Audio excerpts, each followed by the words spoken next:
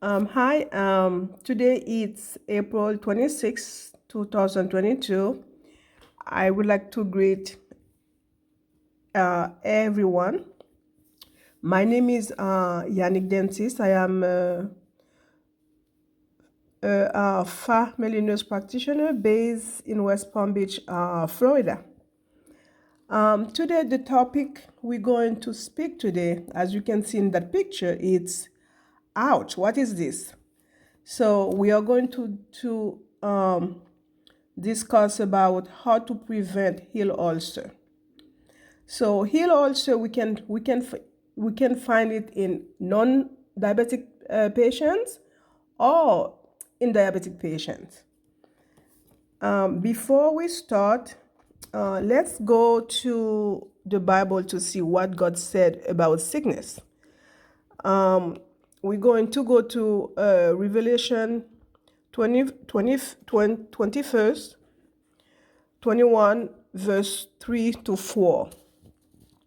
Quote, verse 3, and I heard a loud voice from heaven saying, behold, the tabernacle of God is with men, and he will dwell with them, and they shall be his people. God himself will be with them and be their God. Verse 4, and God will wipe away every tear from their eyes. There shall be no more death, nor sorrow, nor crying. There shall be no more pain, for the former things have passed away. End of quote. Okay, so as we can see, this is a heel. This is a left heel in a non-diabetic patient. However, we can find that also in diabetic patient as well.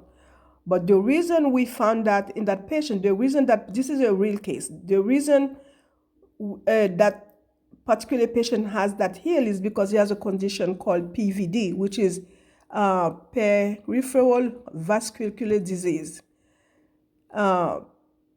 Peripheral vascular disease is a condition that your extremities, the circulation is poor. So sometimes you don't have diabetic, sometimes patients don't have no, but you still have that.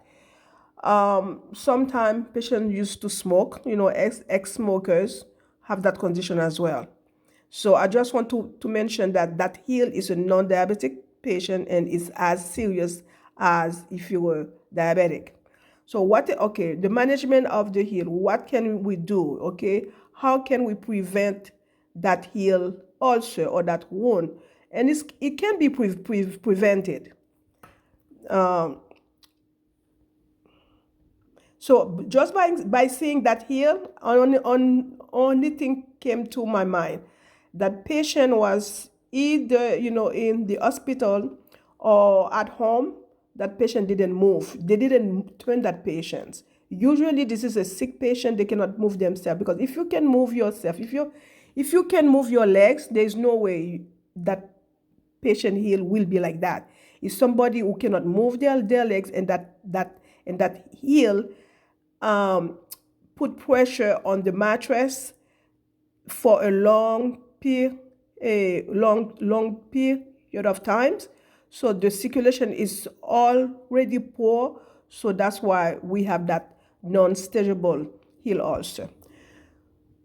Okay, the management of the heel. So how can we prevent that? So let's talk more about that.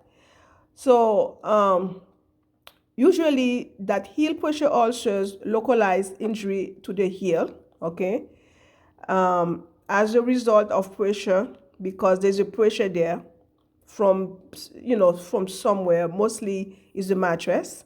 Sometimes also it can be related to all the factors like poor circulation, the patient is very sick, malnutrition, dehydrations, etc. That can relate it to that. Heel ulcer heel ulcers are a huge and serious medical conditions, and it's very costly once somebody has that, because even though if you're at home, your provider has to consult your wound care urgency has to come to your house to do the wound care. Usually it's daily, usually it's every other day or every 2 days, depending what kind of treatment your provider has chosen. Healing is extremely difficult because the reason it's difficult because you already have difficulty with your circulation. So in order for any wound to be healed, you need good circulation. So if your circulation is already compromised, which is the case of people with diabetic, people with peripheral vascular disease, so the healing will be extremely difficult. Okay, that's why they said it's a huge and serious condition. Once you get that, you need to be very careful because the complication can be disastrous. Healing is extremely difficult because it's happened to the sickest of the patients. Yeah, because those patients usually they don't eat well, poor nutrition, they don't drink too much, dehydration. So and also the heel pressure ulcers can cause pain and infection. So this is the complication. Once you have heel ulcer, that can cause pain or infection. And the other condition we never want to go there is septicemia. Septicemia is infection in your bloodstream. It's when the bacteria goes into your blood. We call that septicemia. So that can cause, you can have shock. So this is a medical emergency that individual needs to go to the hospital to be hospitalized to get IV antibiotics. Because at this stage, they cannot treat that patient with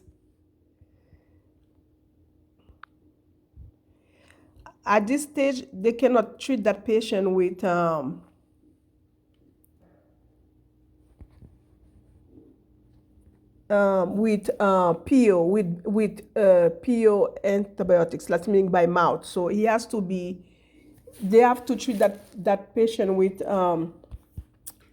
antibiotic, and sometimes they need two, not only one. So sometimes they give that patient like a couple of days of IV, in the hospital, and they send them home with IV home health. And the other condition also is osteomyelitis. Osteomyelitis is when the infection is in the bone. So this is serious also. So that patient needs hospitalization because the way they treat that is with IV and IV antibiotics as well. So all those things, septicemia, osteomyelitis, those things they can be prevented to begin with if let's say that individual is bedridden, okay, stay in bed. If that patient turn every 2 hours, you keep the heel offload off the pressure, the mattress, whatever, pillow, that can be prevented, because once it gets there, it's going to be very difficult to treat.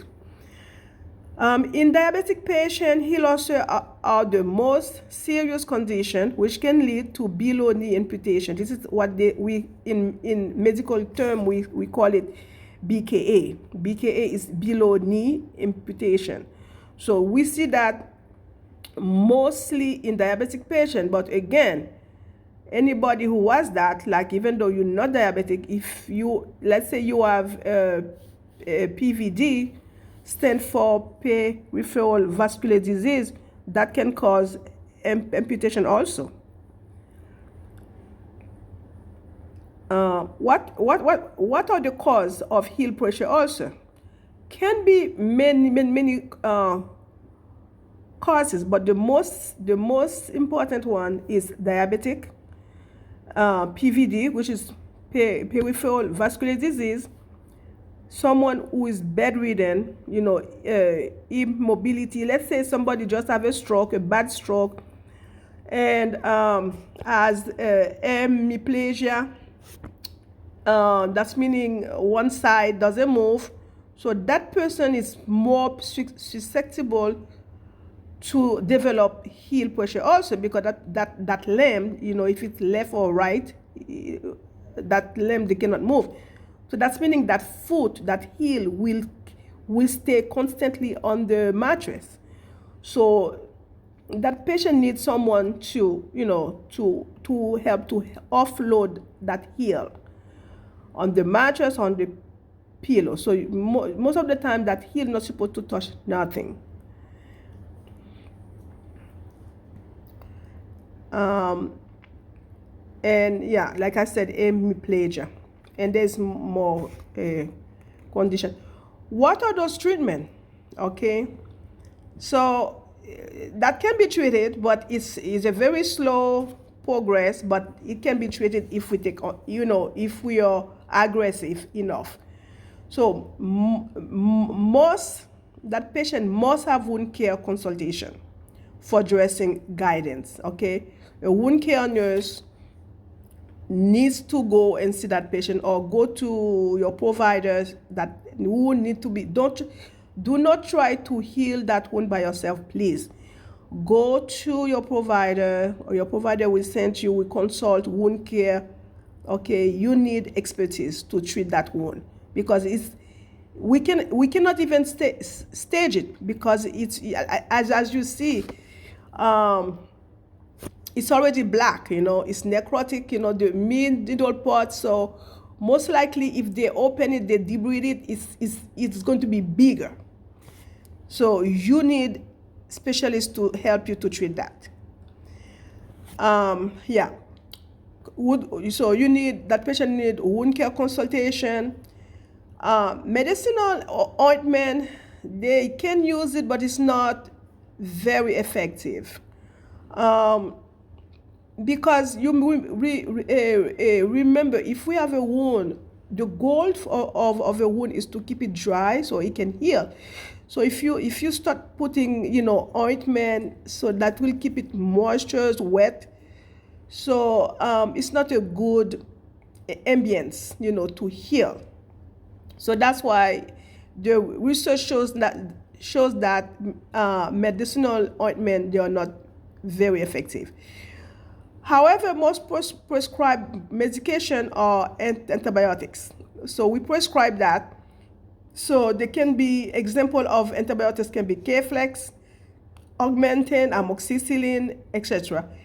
Also, we always have to remember to tell your provider if you're allergic with those medication, with those antibiotics. If septicemia and osteomyelitis, remember, septicemia is infection in your blood, and osteomyelitis is infection in your bones. So the bones of your heel is affected, is inflamed, is infected. So that's why we call osteomyelitis. So if someone have the two conditions, if it's suspected, that patient must be admitted, must go to, call your primary care provider, let them know that you're heading to the ER, because you will be admitted, that's for sure, for IV antibiotics. So after that, they will decide, how many days of IV antibiotics you need, and then they can discharge you home with more treatment, with more IV treatment. But if you reach that far, with those conditions, hospitalization is necessary. It's a must. Finally, the comorbidities and risk factors associated with heel ulcers are frequent among hospitalized people, but we can see that at home too. So if that individual have the same condition at home, like let's say you are diabetic and you are bedridden, you at home, it doesn't mean nothing. You will have that also. You don't need to be in the hospital to have heel pressure ulcer. I have some patients I have visited lately, and some hospital they are very proactive. What I've been seeing they do, they put dressing, they put Mipelex or Alevin dressing on the heel, the sacral, just for prevention, and I think it's a bright idea to do. Those hospitals they doing it for for liability purposes as well because they sue them so much. So and I think that worked. So if you have a loved one or you who is hospitalized, who's going to be in bed, your loved one, you're weak, they don't eat well, poor nutrition, they are diabetic, they have circulation problems, ask your nurse, please, to use dressing on your heel and sacral. This is the two region is very sensitive, so people break out easily. So some hospitals they do that. They do that, and I saw that, and I said, "Wow, this is very excellent idea. It's prevention, and and prevention that's the key."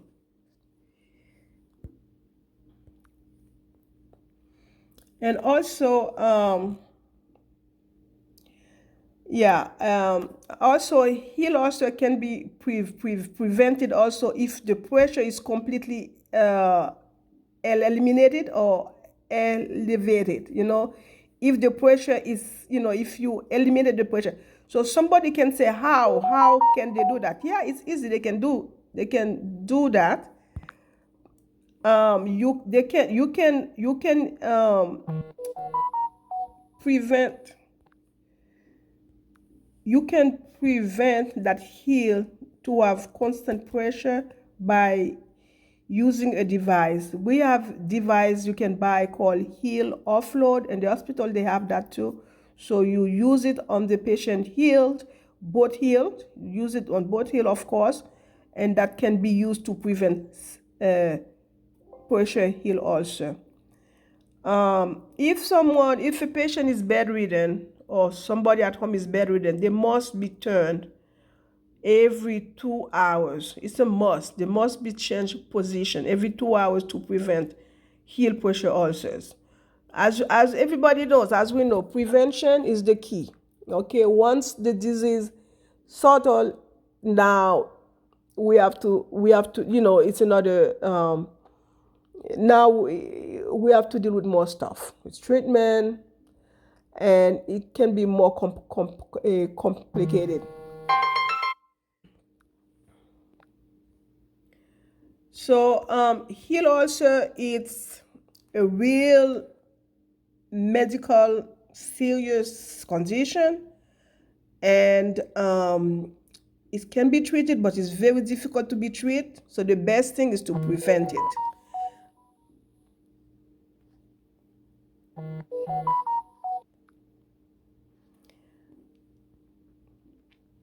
So I'm going to stop now. I'm going to wish you the best of health.